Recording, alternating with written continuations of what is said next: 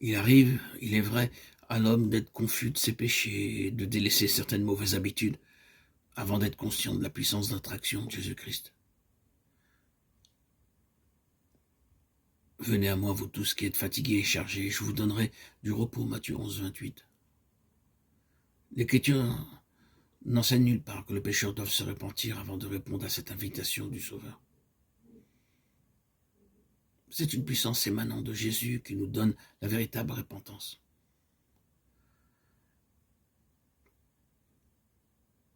Venez à moi, vous tous qui êtes fatigués et chargés, je vous donnerai du repos.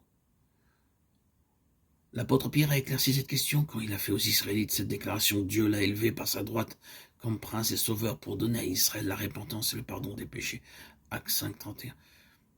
Il est tout aussi possible de se repentir sans avoir la conscience réveillée par l'Esprit de Dieu que d'obtenir le pardon sans Jésus-Christ. Jésus-Christ est la source de tout bon sentiment. C'est lui seul qui peut mettre dans nos cœurs l'horreur du péché. Chaque aspiration vers la vérité et la pureté, chaque conviction de notre péché est une preuve de l'influence du Saint-Esprit sur notre cœur. Jésus a dit, quand j'aurai été élevé de la terre, j'attirerai tous les hommes à moi. Jean 12, 32. Il faut qu'il soit révélé aux pécheurs comme le Sauveur mort pour les péchés du monde. Car c'est la contemplation du Fils de Dieu sur la croix du calvaire qui commence à nous révéler le mystère de la rédemption.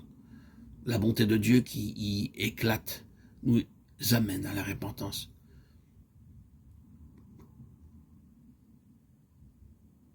En mourant pour les pécheurs, le Fils de Dieu a manifesté un amour incompréhensible. Or, la contemplation de son amour touche le cœur, frappe l'esprit, brise toute résistance. Chaque tentative de réforme basée sur un désir sincère de bien faire est le résultat de cette puissance d'attraction, une influence dont il ne se rend pas compte, agit sur son âme, ranime sa conscience et amende sa conduite extérieure. Ainsi, le pécheur se trouve transformé. C'est une véritable métanoïa, en communion avec l'Esprit de Dieu. Et à mesure que le Sauveur attire ses regards sur la croix, il lui fait contempler celui que ses péchés ont percé. Les commandements de Dieu parlent à la conscience des pécheurs. Le pécheur se rend alors compte de la méchanceté de sa vie.